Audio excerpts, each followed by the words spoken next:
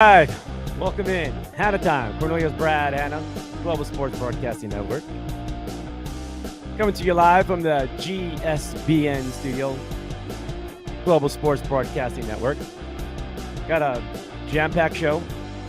I'm going to talk a lot about the NBA, NHL playoffs, Major League Baseball, yes, football, some crazy, wacky videos, but I'm going to give you a chance to figure it all out, what you want to talk about on those topics and anything on your mind in 30 seconds, because that's like, giving you a chance to warm up a little bit, get your thoughts together right here on Global Sports Broadcasting Network. It's Hanna Time.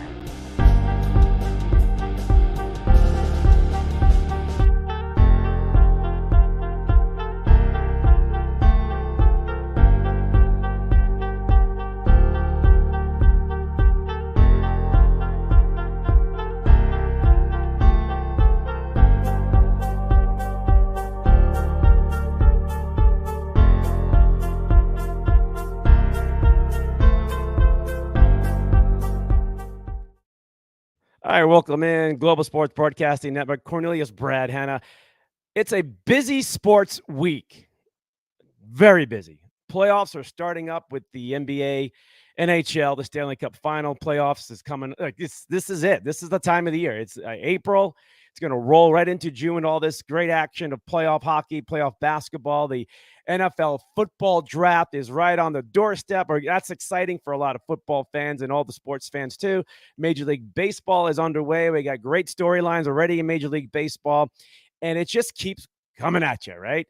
With all the things around the world, with all the craziness and the things that people get upset about with the politics and everything else, sometimes sports just kind of gets us away from it all and distracts us for a little bit. Not too much, because we got to keep our eye on that carrot, you know what I'm saying, the government. But we love sports because we love playing it, we love competing, and we just appreciate those abilities out there playing real hard. Hopefully the team you're rooting for in the NBA playoffs is got their mark on the NBA Finals, because we got a couple of major big matchups to talk about. And one of them in particular, right here out of the state of Arizona, where we're located and based too, is the Phoenix Suns and the Clippers. This is a matchup. Well, we can go back a couple of years ago when these two teams met, and it was a doozy. It was one of the best series we've watched in a very long time. And it was a grind. It was a battle. It was physical. I don't know if it's going to be the same kind of makeup, but it definitely has the feeling of a tough, grinding, long series in my eyes. The Suns and the Clippers in the NBA playoffs.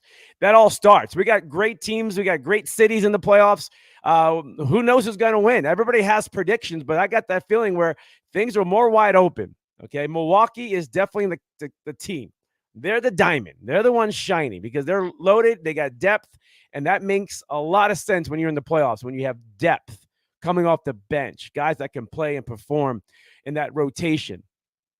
But when you look at the Clippers and the Suns series, it's kind of like two opposites, two different storylines, right? The Clippers are a good team, a team that don't even look at their record because they have been grinding and building it up because of all the injuries and resting guys, and they took big hits and they barely got into the playoffs. But they're made for the playoffs, and they got star power. I don't care if George is not playing or not. They can still take out the Suns. And all it takes is one of their hot stars to get hot, and then got a problem on your hands. But the Clippers' depth coming off that bench is a lot deeper than the Phoenix Suns. We don't know what the Suns' bench is going to even look like, and can they perform? It's been a struggle ever since the season started. The Suns' defense hasn't been strong. So if the Clippers can find points and get things moving that way, there's a ball game every night. Every game is going to be a ball game between the Suns and the Clippers. It's going to be a fun playoff series. There's a lot of other ones around that's going to be, we're going to be watching. But I want to talk about Suns Clippers off, the start of the show itself.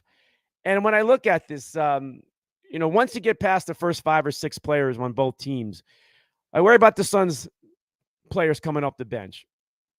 Worrying about, can they perform? Can they maintain? Can they withstand? Can they hold it together? Can they make sure that If there's a lead that they have, they don't lose it, or they keep it relative. Or if they're behind, right, and it doesn't get any worse, because there's a lot of just questionable stuff coming off the bench. The Suns sacrificed that when they traded for Kevin Durant. So now Durant has to perform at the highest level, and he has, and he can, and that could be the way you make up the difference. And it could be the big difference. Some people think the Suns are going to be 5 games and win. That's, we got to wait and see how this thing starts off. We'll know after game 1 how everything matches up. You'll know right away. The game 1 starts, first half, you'll start to see things change, and you'll start to figure it out. You'll start to figure it out how the Clippers and the Suns will match up. The rotations of guys coming off the court and onto the court. And that's how you're going to figure it out, because the Suns itself, top 5 on the court, one of the best in the league. Yeah. And they got to play at that high level. And if the Clippers can slow that down, then the Clippers are right there. They're right there. So we're going to watch the Suns 5, the starting 5, or even that 6th player off the bench, and how that's all going to manipulate the game. Because Durant can score his points, Booker can score his points, but is Ayton going to be able to do his thing? And can they get him motivated enough to score a lot, right? Can they get him the ball? Now, if Ayton scores 18 to 20, fantastic. If he scores 15 and pulls down 18 to 20 rebounds, great. Durant needs to be close to 30 almost every night. Booker, the same thing. And then the supporting cast around them has to pick up the slack. Is that enough? Suns probably need to score about 120 points every game for them a chance to win this game, because the Clippers, right around 115, 116, I think it is, per game on offense. So the Suns have a slight edge, but that's what the season gave us. And the Clippers haven't really been together as a team. And don't put your hat on that Paul George is not playing for a few games, and that when he comes back, he's not going to be the same guy. Don't know. Guy's a veteran. Just needs to play a good level of basketball. And there's another body, another shooter, another scorer that the Suns defense has to worry about if it's game 3, 4, or 5. And if you're a Suns fan, if this series is tied 2-2 and Paul George has got a game or 2 under his belt, oh shit. That's the problem. So we're going to find out. We can speculate anything you want and assume things. But I think this is a great series. I don't think it's going to go easy for the Suns. I think it's a little too much. That Durant, label about him being on the Sun, it gets too much hype. Too much hype. But Durant can take over a game. And Booker can also, but Booker disappears. I trust Durant in the end. Durant with the ball, the clock winding down. Durant. That's why he's a Phoenix Sun. That's why they got him. But Durant can take over a game big time. And we'll have to see what the Clippers can do to counteract that offensive power the Suns are going to bring to them. And we're all going to watch that in front of us. I'm excited for the NBA playoffs. So if you haven't seen the breakdown of the bracket itself, here it is. I mean, it's not the matchups. It's just 1 through 6 right there before we got the play-in games in there. But these are the top 6 teams in each conference, We'll talk about the other teams in the play-in games. They were fun to watch, but I don't think they have much of a chance as the series. They may win a series, may sneak and surprise somebody. But the core of the teams, the best teams, are the top 6 teams in each conference. Let's face it, folks. So, Milwaukee, 50 wins. That's pretty impressive, but not, strong in that way. But the Celtics itself, we're talking Eastern Conference right now. The Celtics itself, they are, they've had some hiccups down the stretch, and they are playoff ready. They have all the playoff ingredients. They know how to grind. They are a gritty team. They got performers, but they've had hiccups, and they can't afford that. Milwaukee itself, depth. They loaded up, and they got some depth heading into the home stretch and now into the playoffs. 76ers, don't count them out, having MVP year from Embiid. But after that, we have Cleveland and the Knicks and the Nets. The Nets did not fall out. People thought the Nets will just drop out after the Durant trade and the Kyrie stuff going on and everything else. No, they picked up the slack. They discovered themselves, and they're a scary team. Cleveland and the Knicks, fun series to watch, but I believe the Knicks are the better team. And the Knicks have more depth than most people believe. No, because they haven't been watching them a whole lot. But they got depth. And if Julius is there, for the Knicks, I know he's been banged up, the Knicks can go far into the playoffs because of that guy itself. He's the man. But we have to wait and see if Julius is healthy and strong and able to, withstand the long battle after this injury, unfortunate injury at the end of the season, towards the end of the season, that really keeps things in question for them. But we'll keep an eye on that. On the other side, as we're watching on the screen right now, the Western Conference itself is wide open. I don't have all that much faith in Denver. I know they're a good team, but the season has been kind of weird. Golden State at the 6th seed is picking up the slack lately, and they're going to get healthier. That's scary. They're the champs, right? You just can't deny that. The Clippers, they got healthier, or they're gotten better, and as the season got going and towards the end, they got the Suns, because without Durant, the Suns really just struggled, even when he was injured. That's the scary part, the Phoenix Suns. When Durant's on the bench, because they're going to have to rest him for the fourth quarter. Yeah, you got to get him fresh, keep him fresh. What's going to happen in between there? That's the thing that we always seen about the Suns and Durant when he's not on the court, when he was hurt. Right? And then they got the T-Wolves, Sacramento Kings. Wow. T-Wolves and the Kings itself, that kind of surprised us in the preseason, right? But they're there. Things have changed. But when you think about the NBA playoffs and the Clippers and the Suns, the Clippers really have they're really concerned about Durant, but they know Durant is the guy. Stop Durant, and the Suns can't beat us. That's what they're thinking, folks. There's no doubt, and they're going as far as this. They're going so far. They're actually made and bought and printed out Durant jerseys, purple, for all the players on the Phoenix Suns. Okay, but they're making sure that Durant is out there, so they can have their B team against their top 5, and they're going to go into rotations. They're going to go run plays to defend on defense on Durant. That they are targeting Durant. They know he is the key of the series and the key to the Phoenix Suns. This is a photograph from the Clippers practice facility. Yeah, it's for real. Now, this is not uncommon in certain ways, but we haven't really seen it.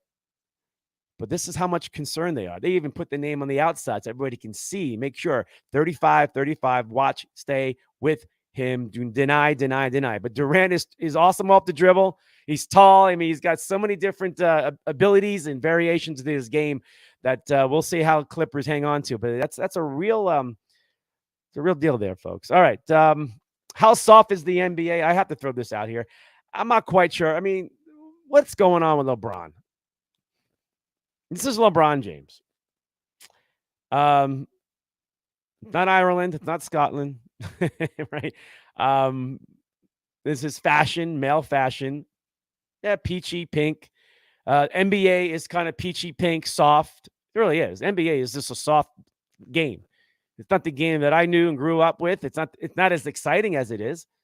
We're watching it. We're just rooting on teams and players that we like and hope for the best. But if you grew up in this era, you don't have no idea what the game was like. And this kind of explains a little bit. It kind of summarizes a little bit. Okay.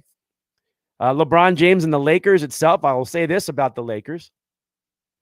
I don't know how you got into the playoffs. I really don't. They're a team that looks disastrous at time. And if Anthony Davis doesn't get his game together, AD, he looked good towards the end of the season. That's the key. The key to the Lakers is Anthony Davis. If I was the Lakers in the NBA playoffs, I run everything through Anthony Davis. I know he's worn down.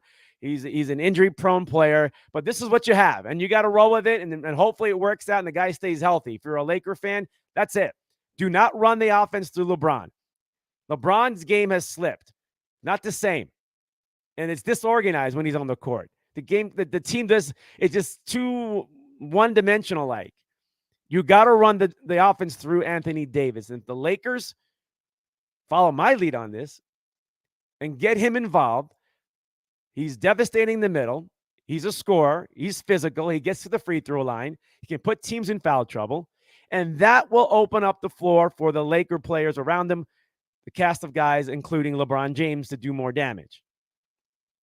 Now, the Lakers don't shoot well from outside, and they don't defend well. So that's a whole different game. But if Davis can defend the way he's expected to defend and score because they're feeding him the ball, they got a shot to do some damage. To get to the finals, LeBron has to play like he's 5 years ago, and Anthony Davis has to play like, a couple of years ago. Like, they have to play their best basketball, those two, for this team to go far.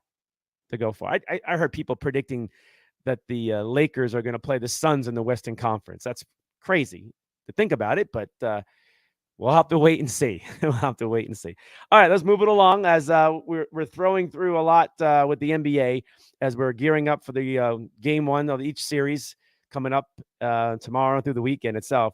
And the one thing about the Lakers and LeBron James, I'm going to throw this out there. That's LeBron one more time, but the NBA, the networks, they are really in cahoots with each other. It's like so obvious, but LeBron James, they just kissed his ass again. They truly kissed his ass. Look at the Lakers series that they're going to go into in the playoffs. Look how many days off they have in between game one, game two, game three. They're giving LeBron a lot of time off and rest. No other team is getting that other than in that series. You really think it's not about LeBron? Why? It's not fair, to tell you the truth. Now, they're going to say, well, the TV networks wants to have LeBron, and they're going to spread it out to make sure they get LeBron on TV in the LA market and the whole prime thing. Yeah, I can agree with that to a degree, but come on. We're going to watch LeBron and the Lakers any night. That doesn't matter. But you got to separate it by days apart between game one and game two and game three and things like that. It's not until like game 5 where they get kind of like back-to-back or one day off kind of stuff. So you're literally giving the guy who has been injured all season, who is tiring out, doesn't look like he's on his game, a chance to kind of find his legs. They're giving the Lakers a great chance because they know. I mean, is this cahoots or what? Is this conspiracy? I don't know, man, but it does say a lot because I don't see other teams getting that. I don't like it. I think it's bullshit, to tell the truth. Is that fair to the other teams around the league in the playoffs? I don't care you got to put your hands down, NBA, and say, no, we want a fair NBA playoff system where everybody is playing equally, time off, everything. We all want that in every sport. Ridiculous. I cannot believe that. When I saw that, it's obvious to me, and it should be to you, what's going down there in the NBA. I'd like to hear your comments about that too, by the way. That should bother you. It should bother you if you're a fan in the Western Conference, one of those teams too, and if you're going to be playing in the Lakers, especially in that first round. All right, let's move on to the NFL. Big news today out of the NFL, Washington, D.C. area. The Commanders not only lost their name from the Redskins to the Commanders, now have lost their owner. Okay. Josh Harris reaches a $6 billion deal to buy the NFL's Washington Commanders, along with a small minority ownership of Magic Johnson with the Harris Group itself, to buy out. And a deal has been made. And the owner and the former owner of Washington Commanders has just made $6 billion. So he's gone. He had enough of the NFL and probably all the, everything they wanted to do to get him out of the league. And maybe he needed to get out. Maybe there's more to it, or maybe he just got fed up with this fraternity that sometimes we hear things about the NFL. But there it is. It's over. No more about hearing the new ownership is coming in now in Washington. We'll see how they handle and maybe Washington could be relevant again, like they were. Washington, as the Redskins, were a very, very great football team for many years, always in the playoffs, always battling, winning Super Bowls. It's been a long, long time for that. We'll see what happens with the new ownership in Washington in the NFL. So, speaking of networks and making sure they get the right TV games, we'll talk about the NBA situation with LeBron. Well, what about the NFL? Okay. Chris Myers, my good friend from Fox Sports, reported and put it out there. And I thought it was a great story, a great topic. Is this? Look at this one. All right, you got LeBron, you got Lamar, and you have Aaron Rodgers with no team right now. I mean, Aaron's still with the Packers, but you know what's going on. And Lamar has a franchise tag on it, but you know what's going on. Nobody knows where is this ending up at. But they're primetime players, and the networks are sitting there right now. The networks are sitting there right now going, all right, we got to get this TV schedule set up. And we got to know where Aaron Rodgers is playing, and we got to know what's going on with Lamar. This is kind of what's happening. This is talking big dollars, everything about it. It's a waiting game. It's a big waiting game. And it's one of those things that maybe you don't care about, but I like it. I do, because it changes how we're going to watch football on TV. The Jets may get a lot of TV action if Aaron Rodgers is a Jet. And wherever Lamar goes, the same thing. Going to get a lot of attention. But the TV networks are just going to wait and wait until these two players they figure out where these guys are going to play and what's going to happen. And stay tuned. Stay tuned. All right, NFL draft.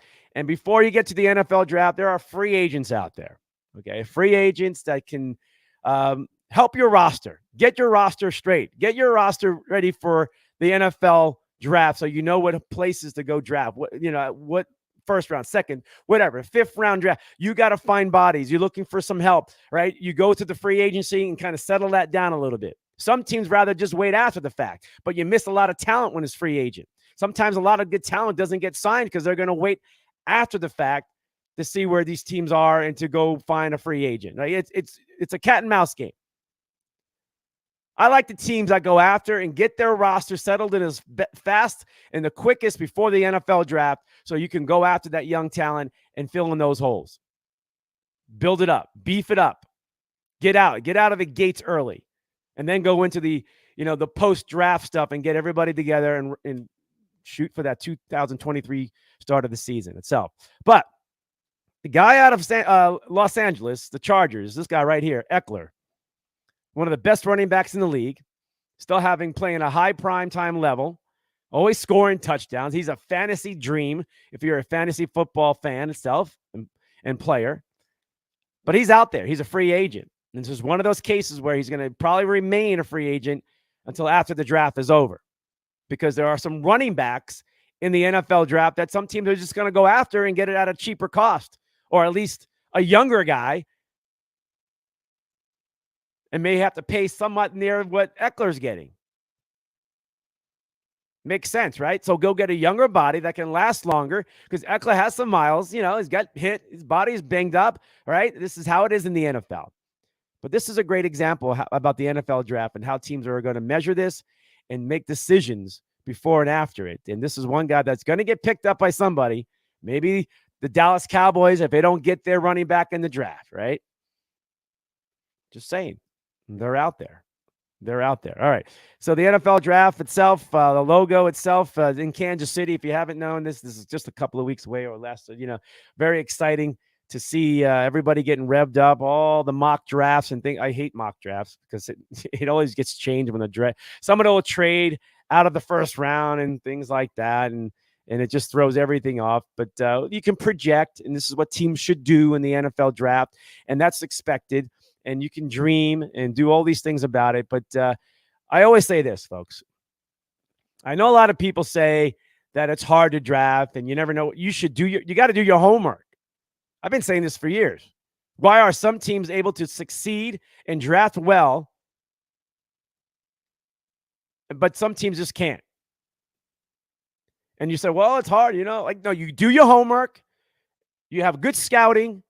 You understand what your system is and players that truly fit your system, and you have an identification to your team, offensively and defensively, and you find players that fit your team at every position.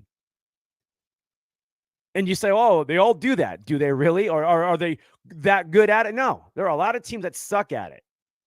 And there's some teams that do it very, very well. So in the first round, once again, in the NFL draft, I will say this again. You can't not miss in the first round. It's that valuable. You're paying big money in the first round, depending if you're at the top, near the top 15, top 10. You're paying first round money. You can't miss. You're stuck with that player. It becomes a dud. And there's a lot of duds out there that miss because the team swung and missed. And you can look at your own team in the NFL that made those problems happen by not getting that right player. You cannot miss in the first round.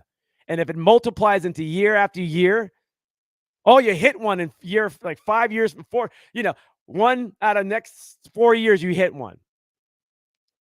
That's still not, that's failing to me. What is a success rate? 3 out of 4. I mean, you got to hit. You got to hit because you're trying to get the best. You got the opportunity to draft the best player in that round. As all the talent is bulked together and slowly gets picked out, right? You still got a shot at multiple players that are great football players, but what fits your team, and do they fit the NFL? Can they play in the NFL? Do they have to do everything? All those dynamics, all those workouts. And when you think about the NFL draft, you think about the quarterbacks. Everybody's hooping and hollering about quarterbacks every year, right? Every year. I would not touch one of these quarterbacks.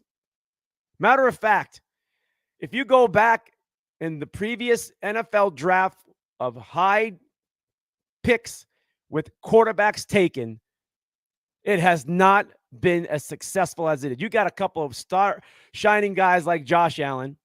You thought you had one in Kyler Murray in year one. That didn't go well, right? Lamar Jackson was a late, I think it was the last pick of the first round, right? Nobody wanted him. So that's a given. But I'm talking like top 10, right? Especially top 5. I would not touch it. And the hype machine is around these guys left and right, and year after year, bust, average, just we got to give them 2 years, give them time. Things like, folks, after year 2, if it doesn't start clicking, it's not clicking. Not clicking. And only certain players, I can name them maybe all on my hand, quarterbacks that really clicked right away. And you can see it. Even under when records weren't good and they had struggles in their first year, but you can see it happen. And by year 2, boom, they take off. Okay? Trevor Lawrence, great example last season. Right? Quarterback out of Cincinnati, Joe Burrow. First year, he out of the gates, he was hot. Then he got hurt. Comes back, goes to a Super Bowl. And you can recall, if you did, and go back if you want to, there's a different quarterback that is leading the NFL in its future. Out the old, and in comes the new, right? It's those big quarterbacks. Josh Allen, Burrow, right? Trevor Lawrence, okay? Mahomes, right? Mahomes, they drafted him, they traded up for him, and he didn't start until like year 2, right?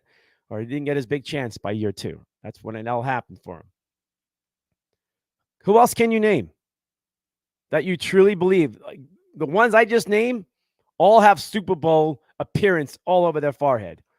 And a couple of them probably end up winning a Super Bowl at some point. Last year, the only quarterback taken in the first round was Kenny Pickett from Pitt to the Pittsburgh Steelers. And he shined in the second half of the year and looked like Pittsburgh they almost made the playoffs because of Pickett's play. And that's another quarterback that is on the rise. We'll have to wait and see how he does in his sophomore year, but the expectations are He's a good one. He is the future of the NFL when you're thinking about the quarterback. So we only have like 6, maybe 7 quarterbacks that I threw out there that I truly believe is the face of the NFL going forward. Lamar Jackson's still there because he's still young. Okay. And you got to throw Lamar in that hat with those 7. All the other ones, we got to wait and see.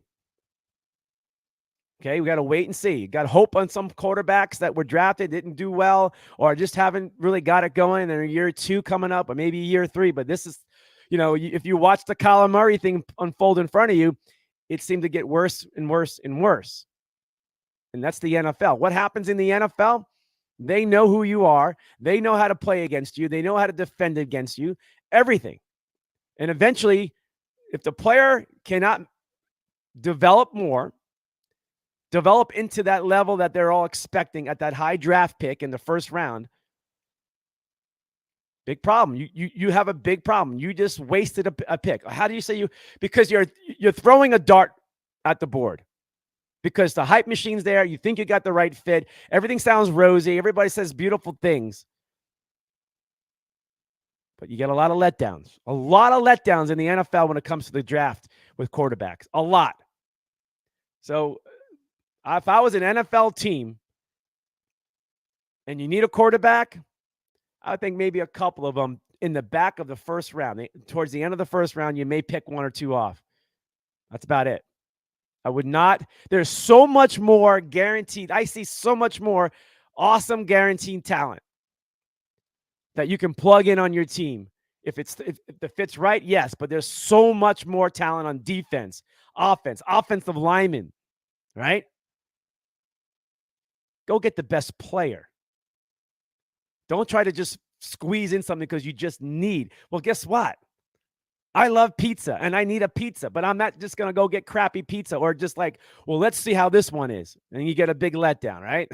No, it's not the greatest example, but it kind of relates, right? But I that's it. You got to be able to make sure you got the guaranteed. So what do? You go down the same path that has been successful for you. And some teams just don't know and don't do it well. Okay. All right. We're going to move on from the NFL draft and keep the show going along into baseball a little bit.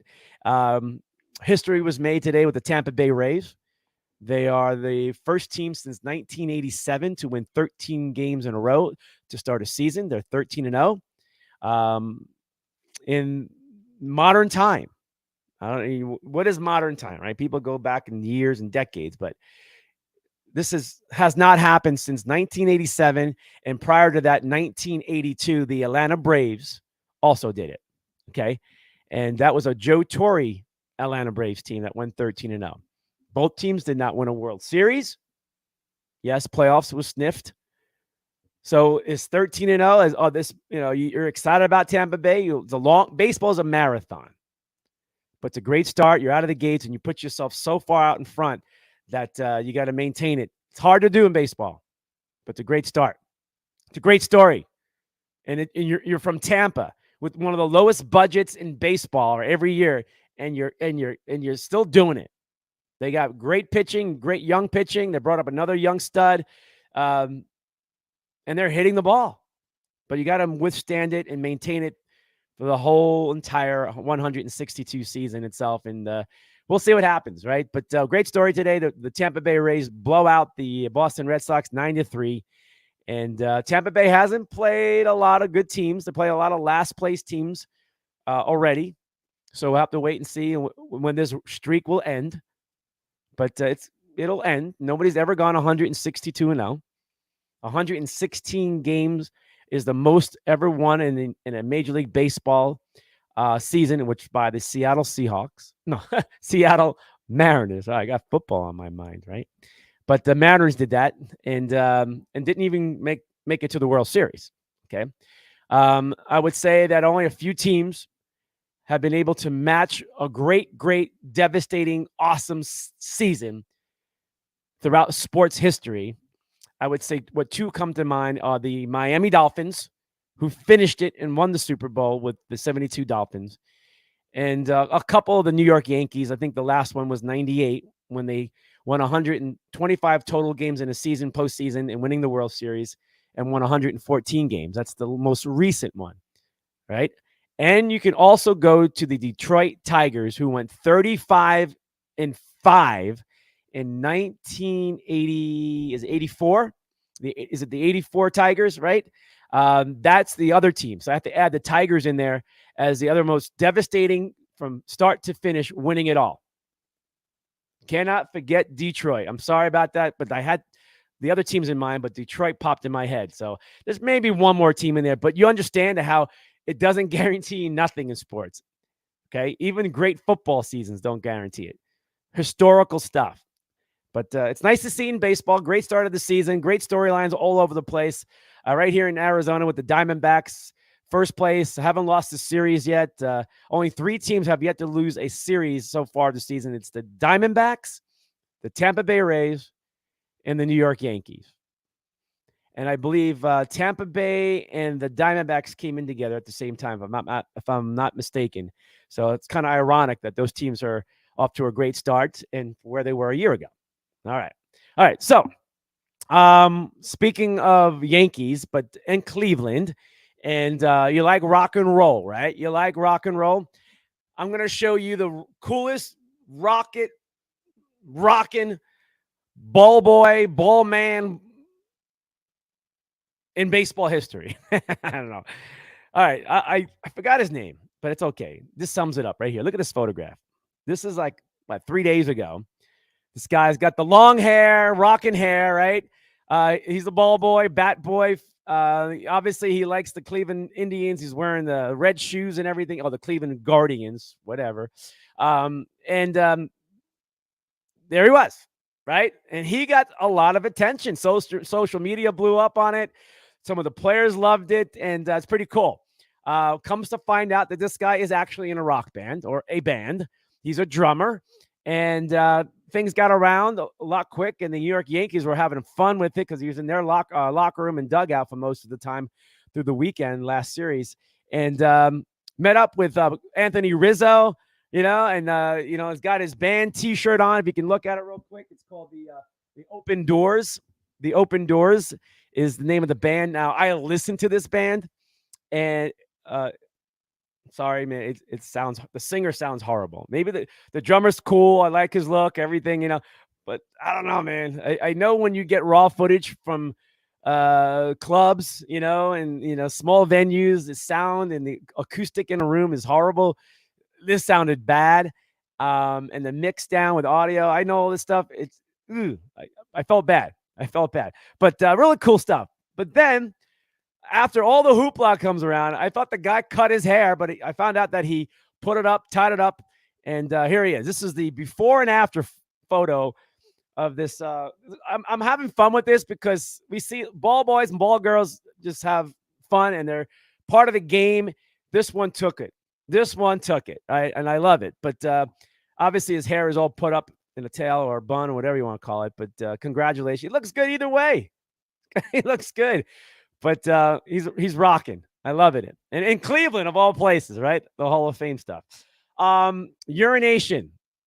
Yeah, pee-pee. Right. Whatever color it is, I don't care.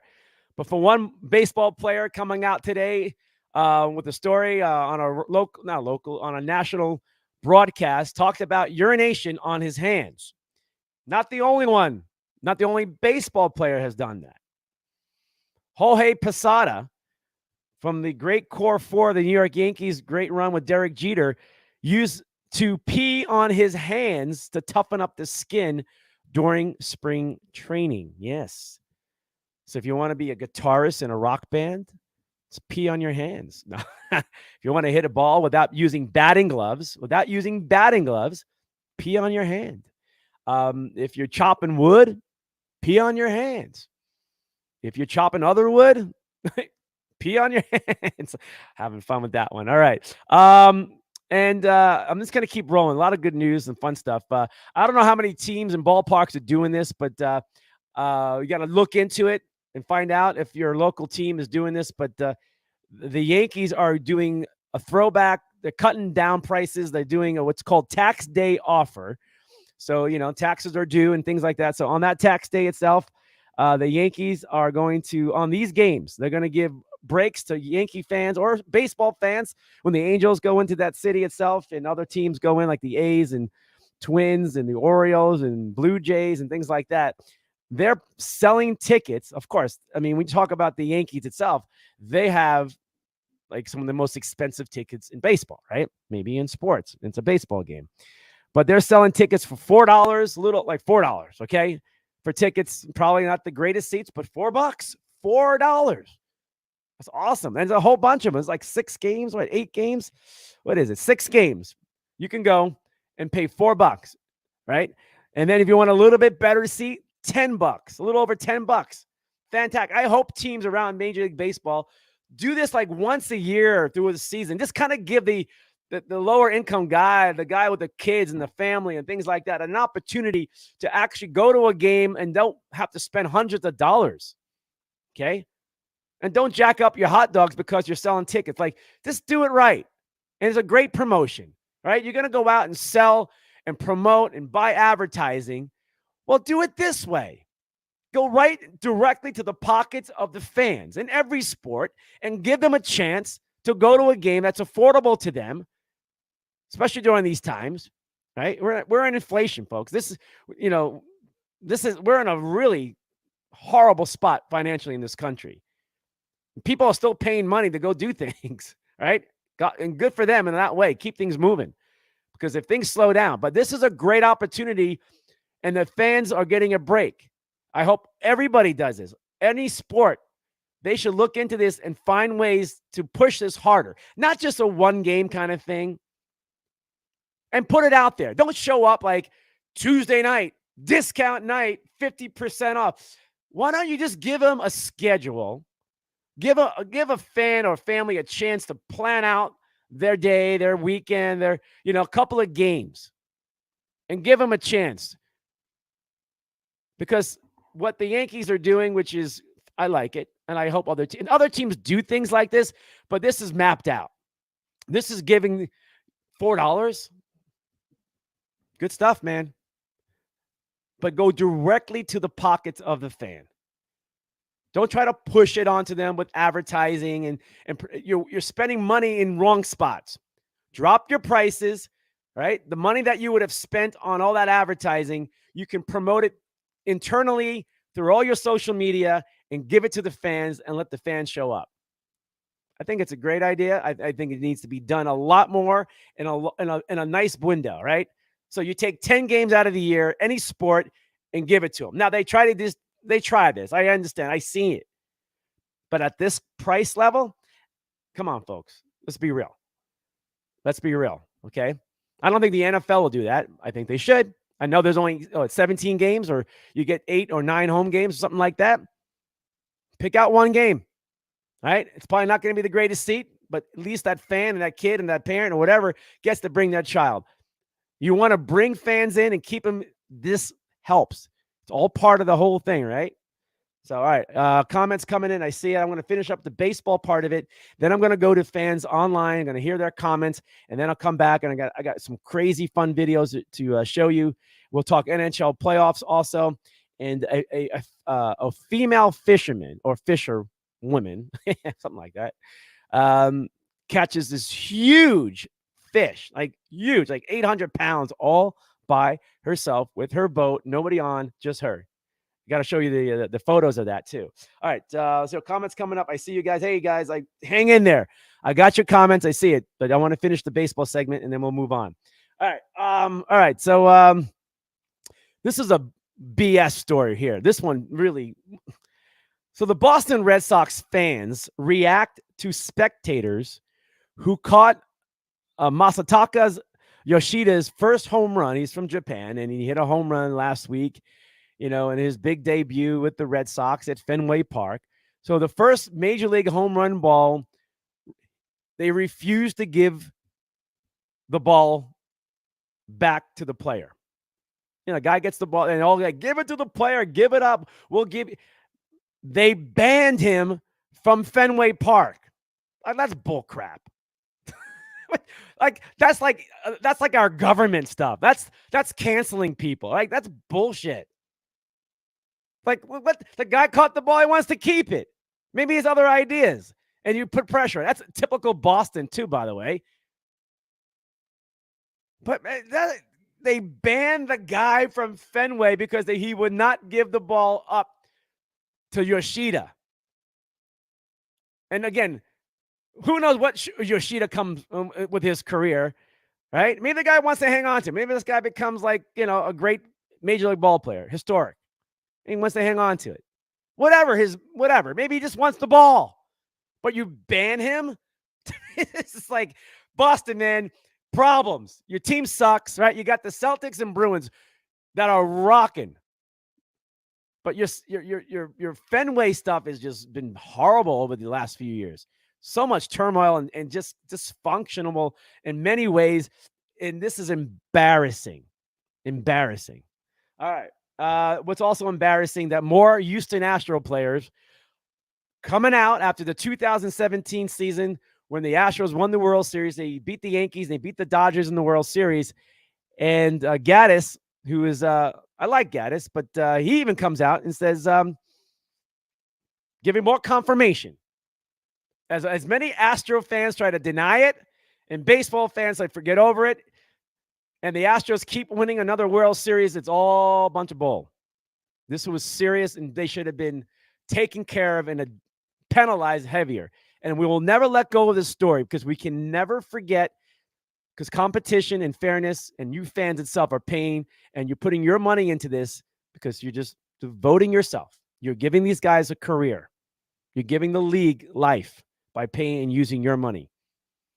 And you want fairness. You can live with that, win or lose, with fairness. But cheating, this will never leave my mind. Now, every time I see a story like this, I'm throwing it out there. They're a bunch of Astros, okay? And I'm glad Gaddis comes out and speaks. All right, a couple more Major League Baseball stories, and we'll get to the fans and the listeners and the viewers. With all the rule changes in baseball, here we are. With all the rule changes in baseball, opening day weekend,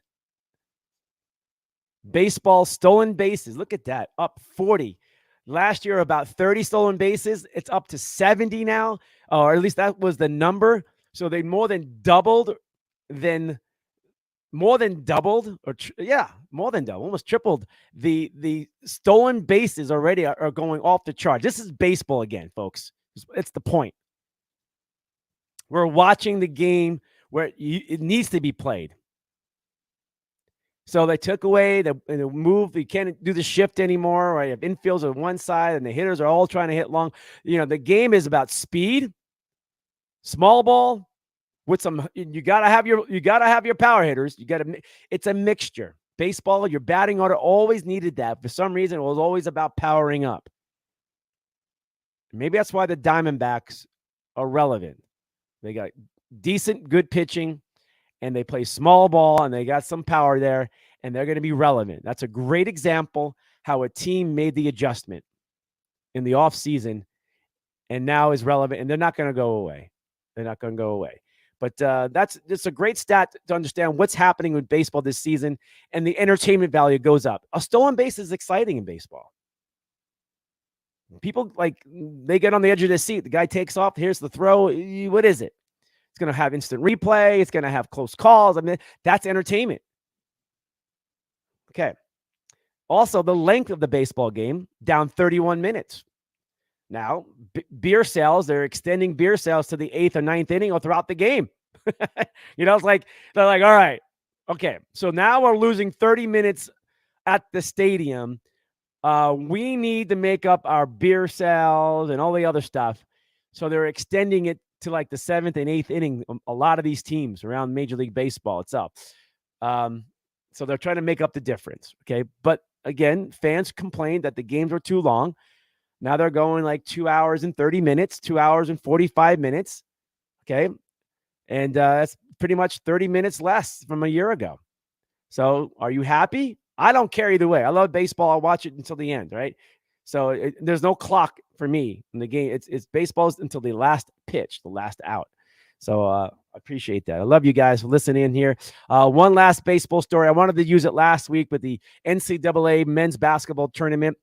And this is one of those, did you know? One of the greatest baseball hitters of all time, and one of the great fielders too, Tony Gwynn. Tony Gwynn, did you know? I did, but I just wanted to show you, was one of the best college basketball players out of San Diego State. Yes, the Aztecs got to the finals, and it was a story I wanted to jump out there with you. But did you know Tony Gwynn still holds the? I'm gonna get that off the screen for you real quick here. He still holds the all-time assist leader in San Diego State college basketball history. Tony Gwynn, one of the greatest hitters of all time in baseball, also was a great athlete and a really good baseball player itself. Okay. All right. Let's pop that off the screen here real quick and we'll move on. All right, folks, let me get you to your comments. I appreciate that. And I'm going to go through them all. Let's see here. Let's go with, hey, Carlos, how you doing? John O. Graham. We're going to talk about hockey in a minute with the NHL going global in Australia. And we have a great fan base and some good in Australia who watch the show and love football, love all American sports, and excited about they're going to get to see NHL hockey in Australia next September. I think it is October. I forget. Doesn't matter. It's next year. And they're going to see the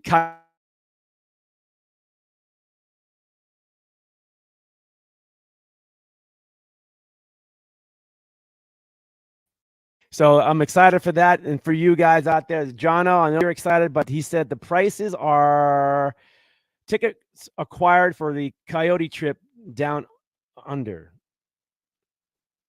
Okay. Jono, give me when you find out, Jono, what the prices are on those tickets for the hockey game. I'd love to know. I know some fans are going to travel to see the hockey game. You know, what a great trip, right? That's a great trip. I know it's a long ways. Jeff Brown says, bro, I played guitar and lead vocals in my band, and I never peed on my hand. But heck, if I would have known, he would have peed on. He's talking about a Cleveland Guardians ball boy or guy who has this long rock hair. He's a rocker. He's a drummer. And we're talking about rock bands and this ball boy. But then the story pops the day later about Jorge Posada, the former Yankee great, who peed on his hands during spring training so he can toughen up his skin so he didn't have to use batting gloves and other stuff, right? So now you're thinking like, all right. And he wasn't the only one. Like Vladimir Guerrero Sr. did it and some other ball players did. So it's not uncommon, okay? It's not uncommon. But it's definitely a different story. And Jeff Brown, who loves playing music and his own band and stuff, never did that before. Todd says, I've been going to watch a game. The clocks are a joke. They lost me. Oh, it's talking about baseball with some pitch clock and things like that. Chris Rucker in the house. Nicole Pebler in the house. Who else? Tim Remain in the house. How you doing, Timmy? Mary in the house. And here I was shutting my mouth. Ralph Williams. I heard the Cardinals are drafting a long snapper in the first round. Oh, Ralphie boy. Hey, Ralphie boy. That's my Ed Norton impersonation from the Honeymooners. Hey, Ralphie boy. I heard the Cardinals are drafting a long snapper in the first round. Well, oh my gosh, that's never happening, but that's a funny thing to hear. Mary seems like she's a little disturbed by something too. Oh, it's the LeBron James story. LeBron James, yes. Todd says is touchy guy, say the wrong things. He cries like a girl, blah blah blah, or he just cries. Corey, Andre Royale in the house. The Royal, we got royalty in the house. Corey, Andre Royal in the house itself. Jerry Dorio in the house. Appreciate it, Jerry. Diane Olson in the house. Thank you. And Christine Granillo in the house.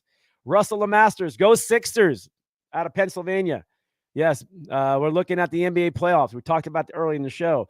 Isabel Vega down in Tucson. How you doing? All right, more comments coming in before I move on. David Robles in the house. I see you, Dave. Jeff Brown says, hey, did the Penguins make the playoffs, bro? No. The New York Islanders won last night, knocking out the Penguins. And the first time in, I believe, 16 years, the Pittsburgh Penguins have not made the playoffs in hockey. That's a great run. That's an amazing run, not making the playoffs for the first time. And they lost on it in the last game of the year. So, yeah, the Penguins are out. Crosby and company are out. Who else? Carlos, I got you, Carlos. All right. Good comments. I'm probably missing a couple more comments, but I'll tell you, do I appreciate it. I'm going to take a sip of this nice, beautiful water. Mm, I have to. I've been talking so much today. This is like an all day thing of me talking, but I got to keep it moving along. Okay. We'll go to hockey. Since you brought it up, there it is. The Stanley Cup playoffs. The playoffs are starting up big, and we're excited. I think it's the 17th April, whatever. They're going to give them like 4 or 5 days to rest up, the greatest playoff postseason is the NHL playoffs, folks. It really is. It's just great, competitive, up and down. You do get a little more upsets in there, but it's just fun to watch. All right, it really is, and mostly the teams that are the better teams rise and get through. But man, it's a nail biter. If you got a team that's in the playoffs, if you're from the New York area, you got the Islanders, the Rangers, and right across the river, the New Jersey Devils. That's the mecca of hockey, is the New York. You're talking what miles of like the New York Islanders are in Long Island, border of Brooklyn, where right there, and then you got Madison Square Garden, Manhattan, where the Rangers play. So that's like for a train ride, it's like an hour train ride. If you're going straight through, if you're talking miles, 20 whatever miles away from apart. Then you got New Jersey across the river at the Meadowlands. We're talking just get through the tunnel and you're in, like whatever miles, 15, 20 miles right into Manhattan to Madison Square Garden. So you're talking a radius of 3. If you're a hockey fan and you're in that area, you can see a lot of playoff hockey. And these teams are not playing each other maybe in the next round, but this first round, you could just have a great time going to every one of these games, or at least when they're playing at home. That's fun. That's a good time. It's a really good time. And if not, you can drive up 5 hours up to Boston and watch the Bruins play. All right.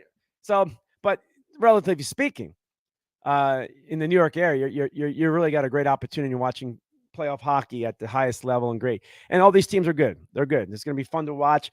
So the playoff hockey stuff has started. If you're talking about Australia and Melbourne in 2023, Kings will face the Coyotes in a global series of the NHL.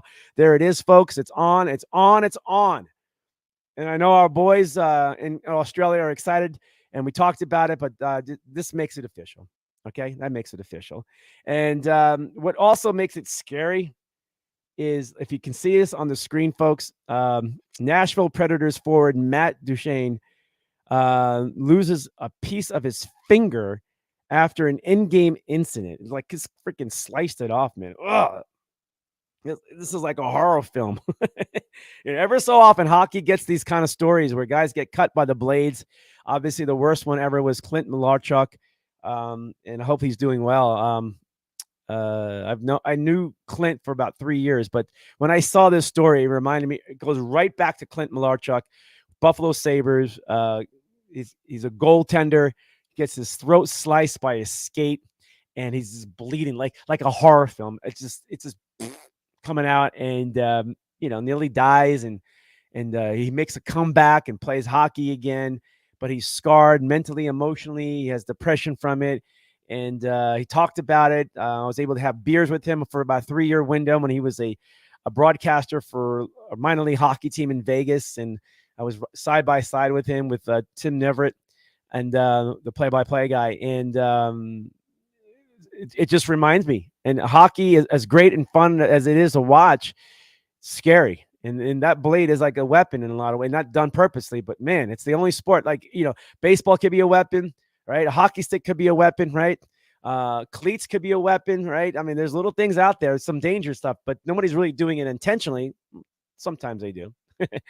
But that story right here again of Predators, Matt Duchene's losing a piece of his finger, getting sliced off, and they're wearing gloves and stuff. So it's like, how does this all happen? It's just, I don't get it, but it happens. It really happens, folks.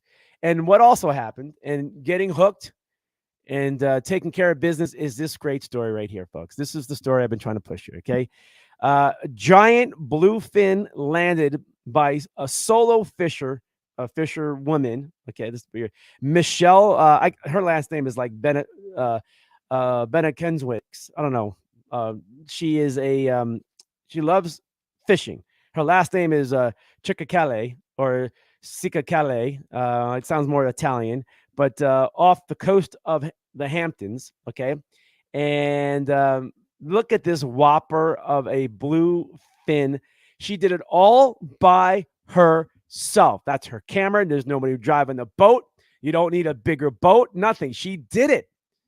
She did it. So men that I see you out there, 3 or 4 guys grabbing the rod, pulling in, and got the net, and you're trying to hook it and stab it with something. How the heck did she pull it? This is a great story. That is a fantastic story. That's like 800 pounds, and she pulled it off all by herself. Look at this great victory lap. Like, this is her posing with it. All right. She eventually got some help. Some other fishermen came by and just, it was a wild scene. It's at nighttime, and look at this. What a great story. And now you see the big length of it, this bluefin. Look at her, and look at the size of the fish. Okay. So eventually she got some help and things like that. But congratulations, man. You are it. Now every man out there has to top this woman. But I mean, I'm sure there's a story out there, but you got to bring it. You got to show it. You got to prove it. Okay, because Michelle did it. Congratulations. You got to give her some ding dings. Because that's a winner. And then she ain't got no chicken dinner, man. She's getting some fish. Probably making a lot of money on that, selling that sucker off. But that's a lot of money right there.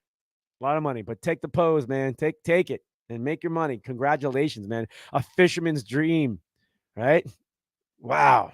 All right. And speaking of a dream, my last story of the night, and as we move on, as towards the end of the show, a little over 30 years ago, the dream team, as we're looking at the NBA playoffs, okay, the dream team, right? How many dream teams do we need? This is the only dream team that matters to me. You can throw, everybody's trying to, this is the only one right here. Right? This is it. Can you name everybody there? Can you name everybody there? I'll give you a minute to do it. I won't say it, but I'm just going to, but figure it out. It's really easy for me. Can you name the head coach? Right? But this is fantastic stuff. Okay. This is the greatest team ever put together in any sport. Yes. Even better than some of those great Russian hockey teams, because they had some great ones before they went pro. Okay. But I want to celebrate a little bit of it. And the storylines to it. Okay. And, Magic Johnson, who just was part of the ownership now of the Washington Commanders itself, the celebration for the fans today and fans who just maybe forgot about this, or this was special.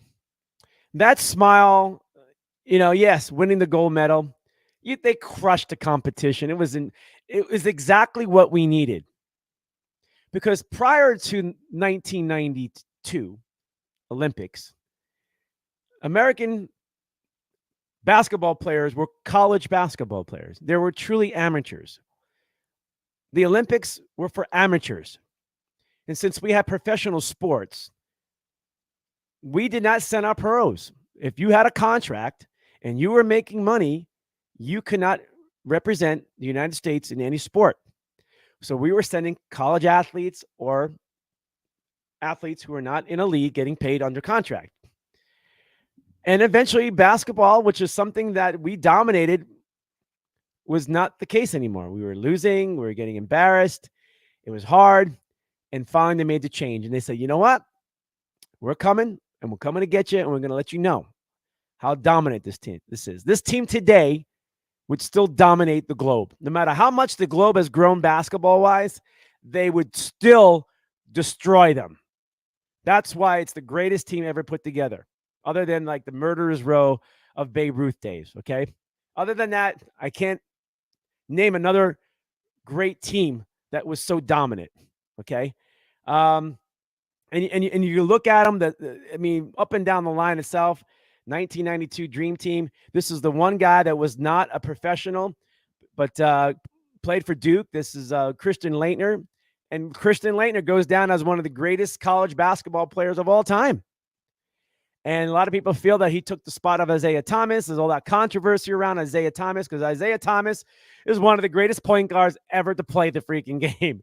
But if it's Michael Jordan pushing that he didn't want him because of the rival they had and the hatred or whatever it was, Isaiah still deserved to be on that team no matter what. And I like Isaiah. He's a really nice guy. Really nice guy. And he's a fierce competitor. You probably hate him as a player and as a competitor, but he's a great, nice young, human being. And here's Charles Barkley. I think you can figure that one out. There's Stockton, and there is Chris Mullin. Chris Mullin was fantastic. He was great. He was great in high school. He was a legend in high school. He was a legend in college, and he was a legend in NBA. Right? So I gave you 3 names already. Okay. And Magic Johnson too. And here's the to me that the best starting 5. This is the best starting 5 ever put together. You can piece and say, well, you can have this was put together. This is your center, your guards, and your forwards. This is the greatest starting 5 in basketball history ever put together and performed and played together and competed together. Right there. Right there. All right. So I'm sure you put the names out there. But so you got Michael Jordan on the left, Patrick Ewing, number 6, Magic Johnson there in the middle, Karl Malone at the front with that green circle, Olympic green, and Charles Barkley. You know darn well this was the greatest team ever put together. No matter what other Olympic team was put together, this would have destroyed anybody.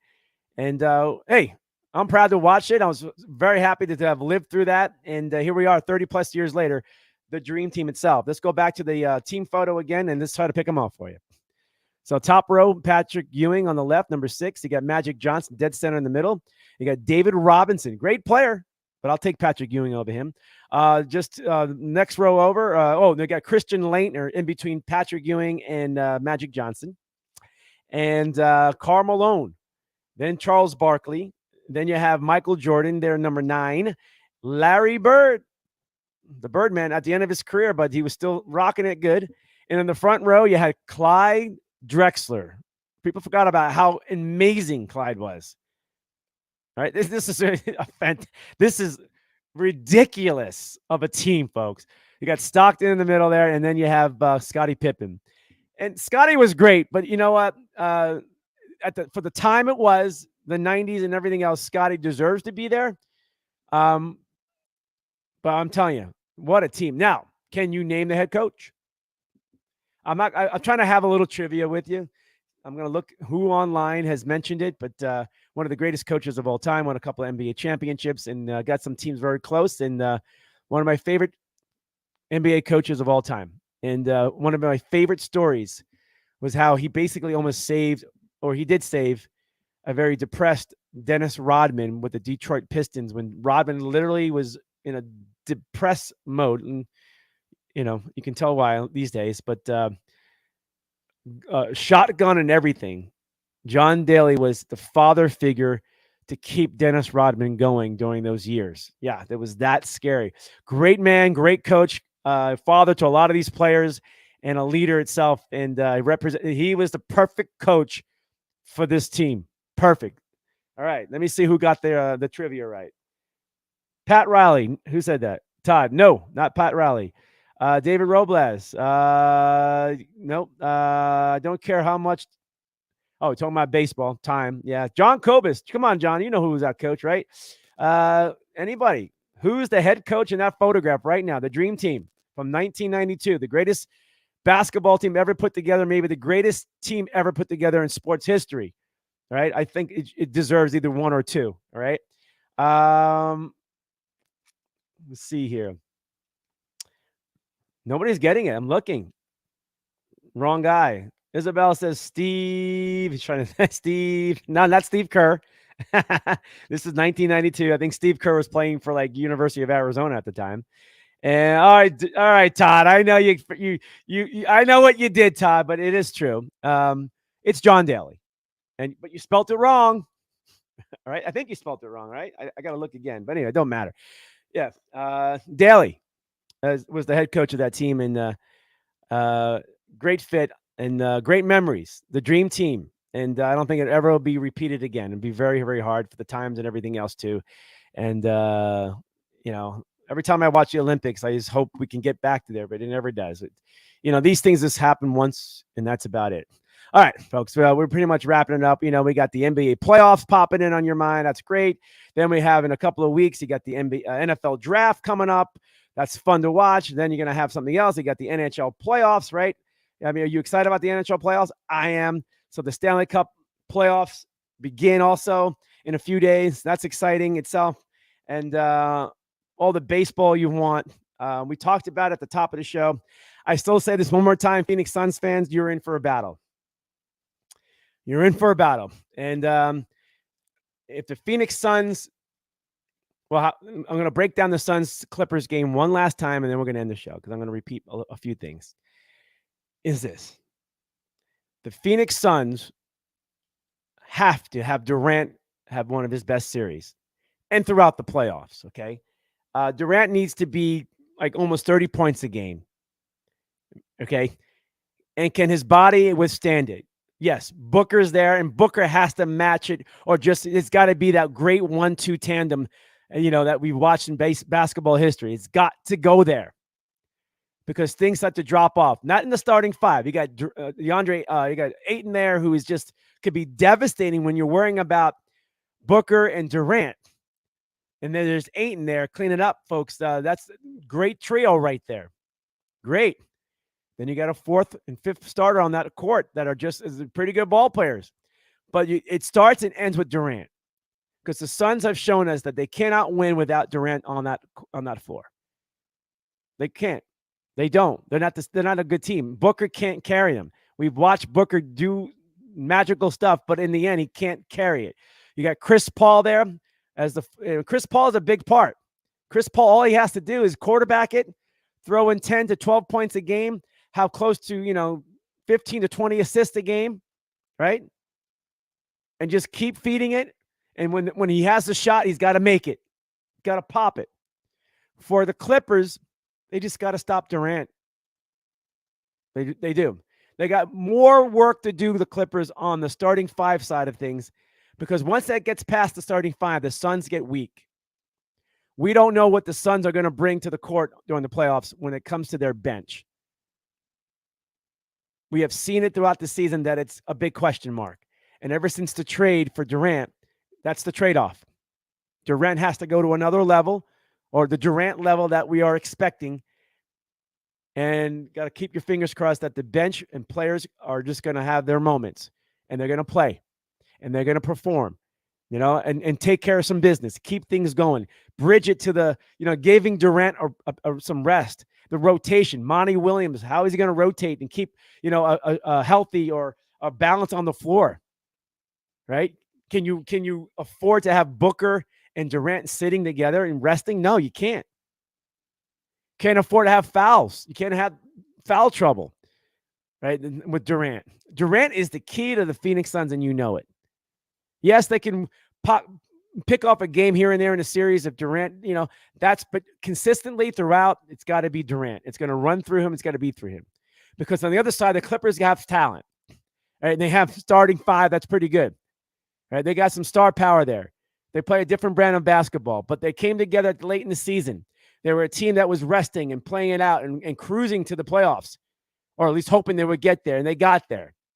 Paul George is not going to play for a couple of games. Everybody thinks that's a problem. Yeah, it would have been awesome for Clippers if Paul George was healthy and ready to go. It does hurt them because I don't think the Suns win if Paul George is there. I don't. It's just too much because the Clippers have a deeper bench on paper. And as things played out, they have a deeper bench. We will have to wait and see if it all plays out the way we're talking. But if you're going to lay it down before and do a preview, that's the preview. Now we wait and see. Now Paul George will come back like game 3 maybe. If they're desperate for Paul George to be on the bench and giving some minutes, and the Suns are up 2 games to none and in a great position, you'll see Paul George will be in uniform. Don't know how effective it will be. But if this series gets tighter and tighter, and you're looking at game 5 and a game 6, and Paul George has had a game or two under his belt and get his legs ready, oh crap. Now there's a different element. It's not the same series that started. So we got so many different storylines unfolding, like any playoff series, right? It's a beginning of a book, page 1. Okay, the only difference is things change, right? We don't know the ending. A book gives you the ending, or at least it should. All right, folks. I still think the Suns will win. I still think the Suns will get to the Western Conference Finals because I think their starting 5 is one of the best in basketball, or maybe the best. You can challenge anybody with Chris Paul, Durant, Booker, DeAndre Ayton, and whoever that 5th guy is fine too, because it doesn't matter. Those 4 itself is awesome.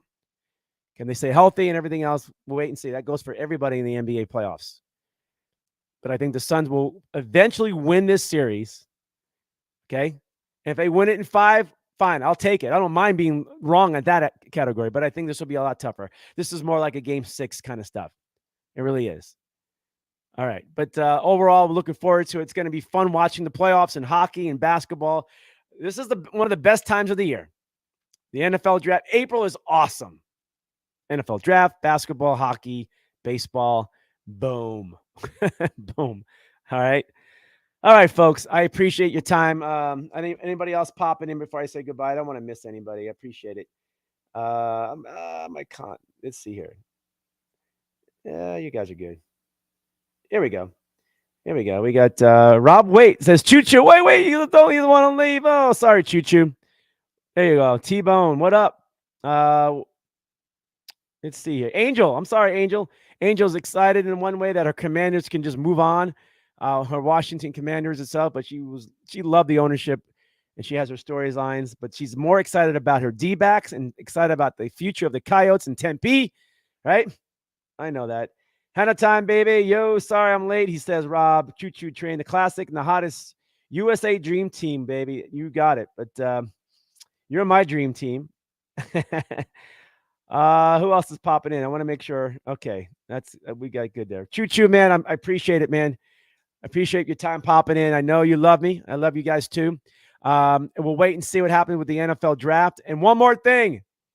Do not draft a quarterback early in the NFL draft. That's my take on it because it has not gone well in the last 5 or 6 years, right? Look at it. All right. You know, I can name like 5 or 6 players. Okay, let's name them one more time, just for fun. We'll go from last year. We'll start with Pickett because you saw Pickett perform and he was awesome at the end of the year. So we have high expectations and we'll see. But I'll go with Pickett because he's there. Lamar Jackson, wherever he ends up, he's still there. That's 2, right? Mahomes, Trevor Lawrence, right? Burrow, right? Who was that? I'm missing somebody else there. Oh, Josh Allen, right? And, all the other hoopla, great, that's nice to hear. But I think I just name the future. And this is the next generation of quarterbacks that are going to be awesome to watch, pushing Super Bowl opportunities at a high level. These are the quarterbacks that I just mentioned. I truly believe Pickett will be there.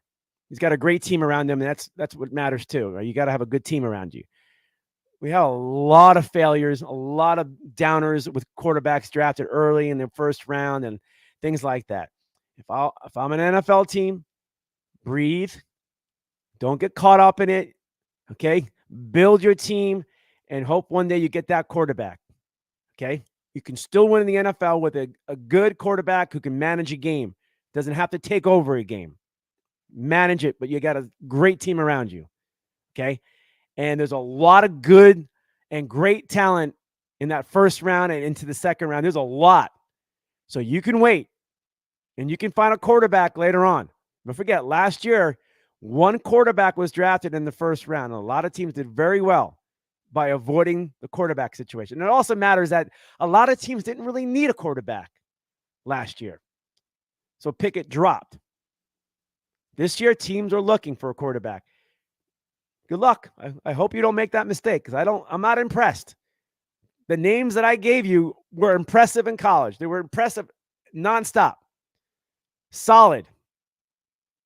And they showed it in the NFL at a high level.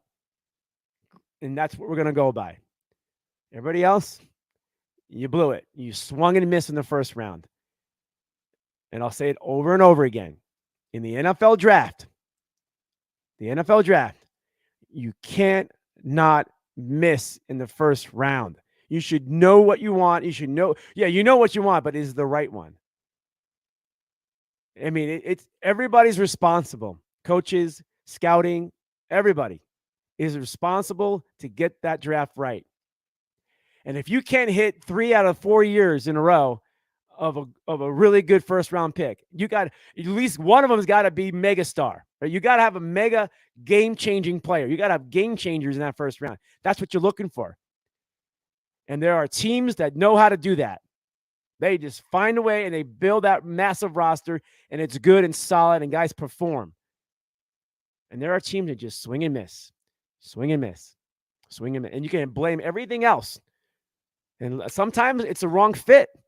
Love the talent, but not the right fit. It's a lot of work. And these players and these teams, I should say, go through a lot to find out every position, what they got to do, the system. How is this going to work in our system? Right? But you can't miss, folks. You're the best of the league. You're in the NFL, right? You're supposed to be the best of the best, not just players, but coaches and staff and front office, everything. You should be able, you have all the resources, right? More than ever. How the heck do you miss and swing and miss on that? Consistently. Some teams just suck in the first round, second round, right? They just can't find it. And you wonder why. It's not a crapshoot to me. It really isn't. Do your homework. There are some massive talent out there. Massive talent. And we can name some teams that screw it up year after year, year after year. Okay. I mean, we can go through some list of teams. Okay. We can. But it'll be exciting to watch. There's some good teams are going to get some good draft picks. It's going to be fun to watch how it plays out. And again, the first round is not everything, because you got the second, third, and fourth and fifth round. You can find some great talent, and they're there. You got all pros. You got Hall of Famers sitting there in the fourth round, in the third round. They're sitting there, but that takes homework and knowing what you want and identifying it. And then you got to develop it, and it's everything. It's so much. Not just all on the player. Able to get that guy to the certain level, and we got to wait and see. But in the first round, with all that money and that contract that you got to keep and hold on to, you know, that's a tough pill to swallow. And then the next year you do it again, and you suck again at the first round. Now you got 2 first round picks in there in those contracts, and you got to hold on to it and hope and pray that it works, and it never works out, and that's it. He's average. Well, you know, he's starting, and he's a first round pick. We can't just say, well, he's doing a decent. We don't accept decent for first round picks. You got to get it right and go and get it big. That's what you're trying for. You can find decent later on in the draft, and you got to know what's decent that can hold the position and maintain it and have some good moments and make some plays. You can also find those game changers later on in the draft too. They're sitting there. But the first round is so much pressure to get it right. Money, and it's pivotal to get that right, because you're getting the best of the best that are out there, and you're afraid that the other team is going to get that guy. So everybody's watching everybody. You know who's their first on your board and second and third, and you're in that first round. You're like hoping you can get your guy, and you got to make sure that's your guy. And then if he's not there, who's your next guy, right? Who's your third guy, just in case where you're drafting. But if you're in the top 10, top 5, you cannot miss. If you're top 5, you can't not miss. There's too much talent there. All right. All right, guys. I appreciate it. I know you guys are crazy, my bro. I am crazy, but fun. I'm a crazy lover too. Who are we? Richardson, no way. Richardson's got a house. He reminds me of Cam Newton in a lot of ways. And maybe that can work, but and even Richardson said he's got a lot to learn. I don't like quarterbacks out of college, Choo, Rob, that just have one college year under their belt. It never goes well. It never goes well. I'm not even trusting the quarterbacks. I think maybe late in the first round, you maybe pick one off. But if you're going to pick one of these quarterbacks early, I mean, there's some better talent at other positions that you should go get, and don't worry about that. I have a real good feeling that a lot of these quarterbacks will drop, and you can find them maybe in the second round if you need a quarterback, and you'll find one in the third round. Okay, don't fall for the hype. They've been hyping guys up way too much. Everybody, it's too much. Too much.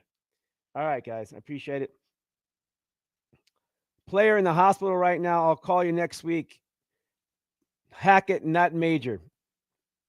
Oh, man. All right, Coach Ike. I appreciate it, man. I love Coach Ike. He's a great instructor, teacher, and a friend, and really open mind too, man. Love that guy. He's a Ram fan. He's an LA guy. He loves it, but he's okay. He'll tell you that his team sucks and tells you why too.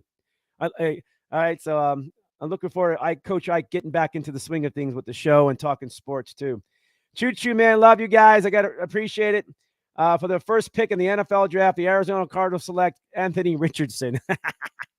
Choo, I know you're not talking. You can't. Don't be drinking that Bud Light, man. Okay. I know you didn't mean that one.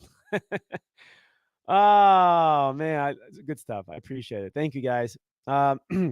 Hey, great weekend coming up too, folks. We got so many good sporting events here in Arizona coming up too. You know, we got soccer, we got Mexico against USA, the NFL draft, baseball. We got boxing events coming up soon. This is going to be a fun time. I'm going to talk about it more throughout the next couple of months too. So stay tuned with that. But in the meantime, let's hear the music. Let's bring it up to the scale right now, folks, because we got to get out of here.